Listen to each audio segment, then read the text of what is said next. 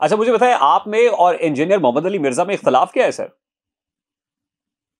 کیوں اختلاف ہونا؟ میرا تو کوئی اختلاف نہیں، تو اللہ کا بندہ اللہ کے کام کر رہا ہوں، میں اللہ کا فوجی مانتا ہوں اس کو۔ میرا تو ہر اس بندے سے اختلاف، یاد رکھیے گا انجینئر صاحب تو بہت بہت مطلب بڑا کام کر رہے ہیں۔ میرا ہر بندے سے وہ والا اختلاف ہوگا کہ جو بڑے سسٹم کو ریکگنائز کرتے ہیں، اس کی چینج کے لیے میجر کام نہیں کر رہا۔ اگر وہ بیچ میں کہیں پہ بھی ایکسپٹ کر لیتا ہے نا کہ ہاں یہ والا سسٹم ایکسپٹ کر لیں، چاہے وہ عمران خان ہو، نواز شریف ہو، مرزا صاحب ہوں، ڈاکٹر اسرار ہو، غامدی صاحب ہو، کوئی بھی ہو۔